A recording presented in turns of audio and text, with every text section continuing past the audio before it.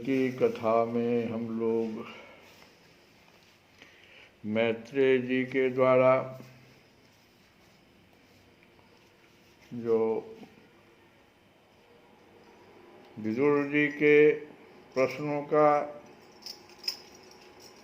जो जवाब दिया जा रहा था उसी को समझने की कोशिश अभी तक कर।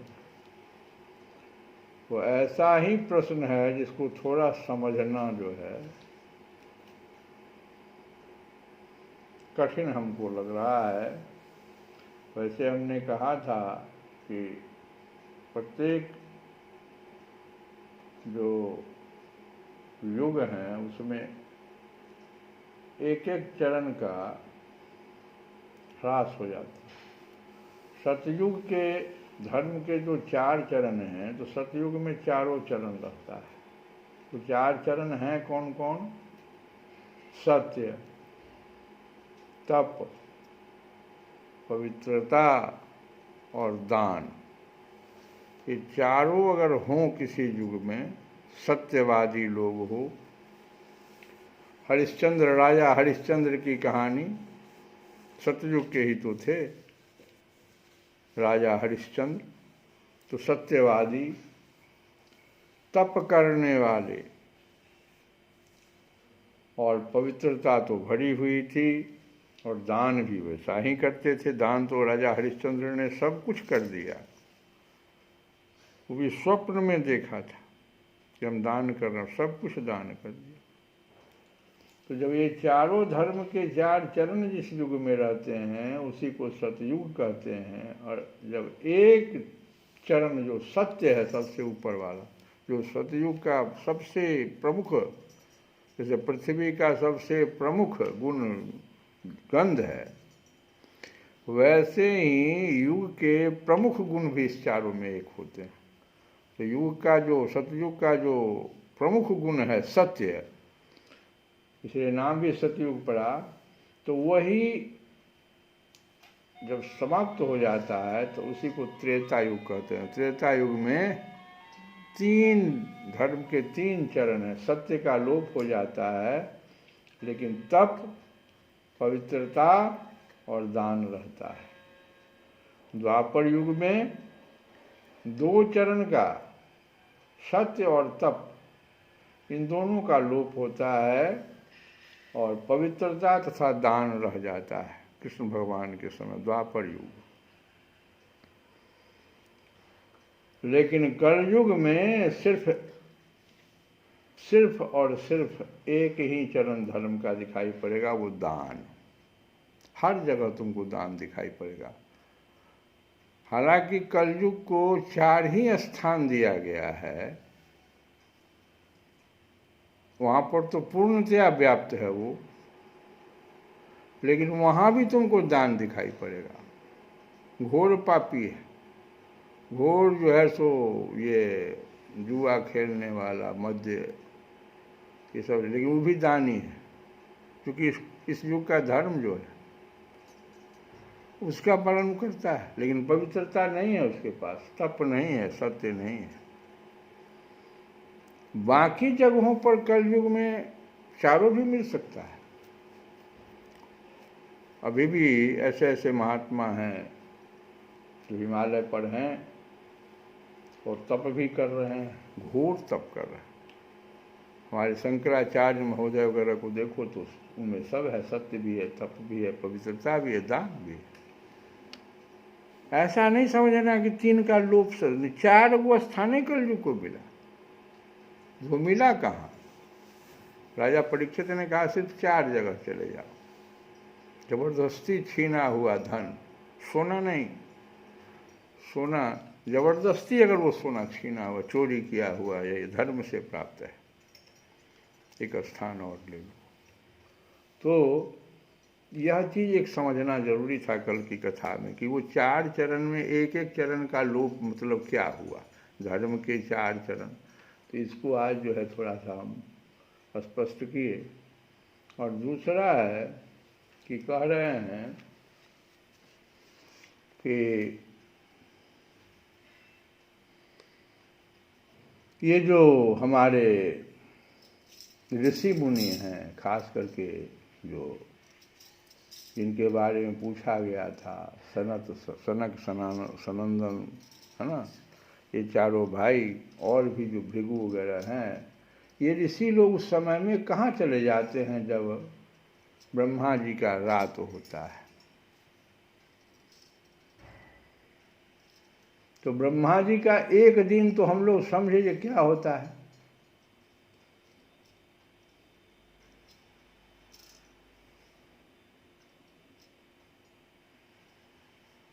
त्रिलोकी से बाहर महर लोक से ब्रह्मलोक पर्यंत यहाँ का जो 1 सहस्त्र चतुर्युगी है उसका एक दिन होता है। यहाँ का हम लोग 3 लोग जो हुए, भू भुवः स्वः, इस 3 लोग को छोड़ करके आगे वाला जो लोग सब है, मह जन तप, ये सब जो लोग है, वहाँ पर यहाँ का 1 सहस्त्र चतुर्युगी, 4 युग एक बीता, तो इस तरह से 1000 जब बीत जाएगा तो वहाँ एक दिन होता है और इतनी बड़ी रात्रि होती है। तो वो जो एक दिन होता है वहाँ का, वही ब्रह्मा जी का दिन हुआ, वही ब्रह्मा जी का रात हुआ। इसका मतलब तो ये हुआ कि 1000 बार जब ये चतुर्युगी बीतेगा, चारों युग बीतेगा, तो प्रलय होगा, एक छोटा प्रलय उसी को है। वो प्रलय में ये सब लोग ऊपर चले जाएंगे। ये जो हमारे ऋषि मुनि हैं, तो आगे और उसको समझने की ज़रूरत है जो हम अभी समझे हैं। और फिर जैसे ब्रह्मा जी का रात इतना ही 1000 वर्ष तक, 1000 वो वर्ष चतुर्युगी वाला जब बीत जाएगा तो ब्रह्मा जी का फिर दिन आ जाएगा। तो फिर ब्रह्मा जी सृष्टि इसी प्रकार से शुरू कर देंगे, ऐसा ही सृष्टि फिर कर देंगे भू भुवः स्वः इस लोक में। लेकिन एक महाप्रलय होगा जब ब्रह्मा जी का 100 वर्ष बीत जाए। ये तो एक दिन और एक रात की बात हुई ना। अब ब्रह्मा जी का तो आयु 100 वर्ष है, उसमें तो ब्रह्मा जी भी चले जाए, उसकी चर्चा भी नहीं हो रही है, आगे होगी। तो ये जो हमारे ऋषि मुनि हैं, ये ऊपर जा कर के और भगवान की क्या करते हैं, स्तुति करते हैं। तो भगवान की स्तुति क्या है,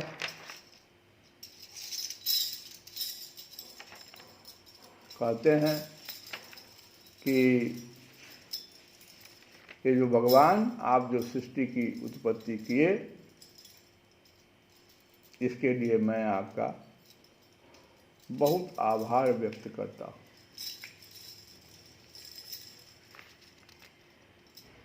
और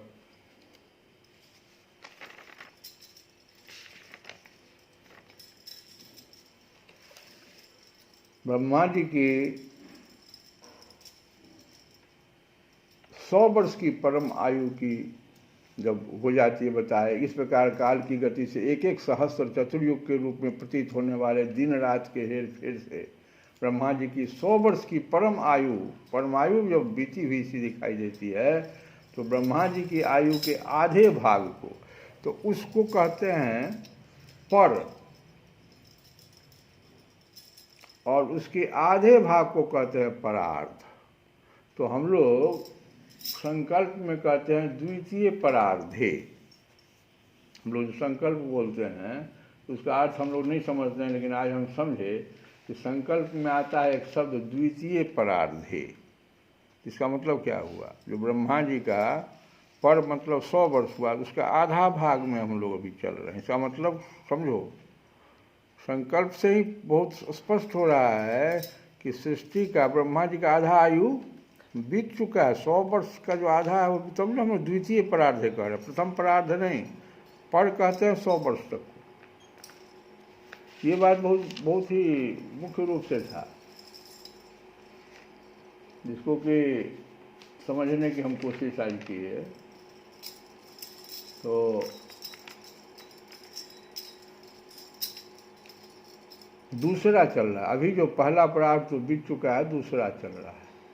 पूर्व परार्ध के आरंभ में ब्राह्म नामक महान कल्प हुआ था। उसी में ब्रह्मा जी की उत्पत्ति हुई। पंडित जन इन्हें शब्द ब्रह्म कहते हैं, और उसी परार्थ के अंत में जो कल्प हुआ था उसे पाद्म कल्प कहते हैं। इसमें भगवान के नाभि सरोवर से सर्वलोकमय कमल प्रकट हुआ था।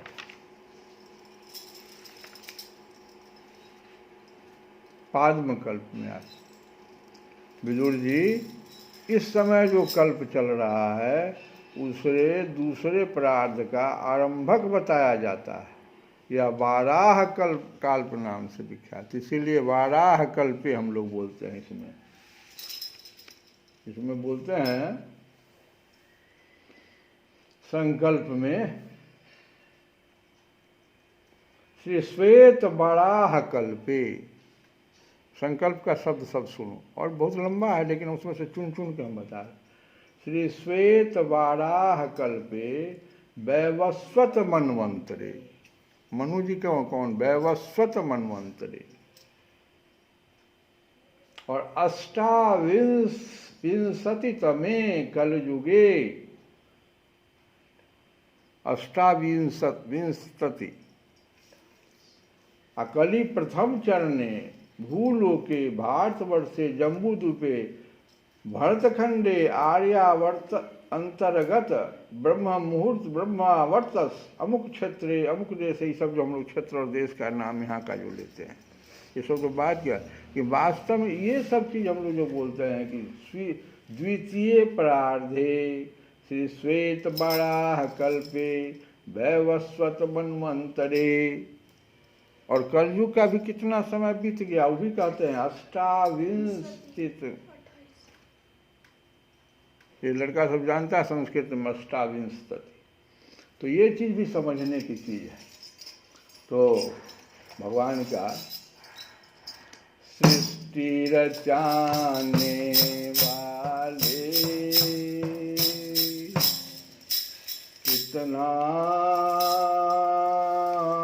महान है तू, सृष्टि रचाने वाले कितना महान है तू। दाता दया के सागर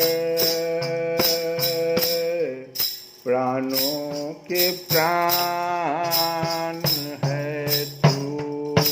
दाता दया के सागर प्राणों के प्राण है तू। भगवान के बारे में प्राणों के प्राण तू ही है, परमात्मा आत्मा के भी प्राणों के प्राण है तू। सृष्टि रचाने वाले कितना महान है तू। दाता दया के सागर प्राणों के प्राण है तू।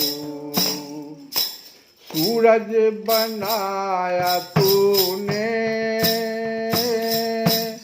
चंदा बनाया तूने।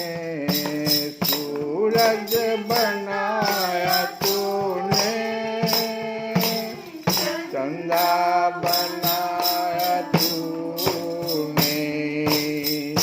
तारों को रोशनी दे, नभ को सजाया तूने। तारों को रोशनी दे, नभ को सजाया तूने। सबको बनाया तूने, सबको बनाया तूने। कितना मेहरबान है तू। दाता दया के सागर प्राणों के प्राण है तू। सृष्टि रचाने वाला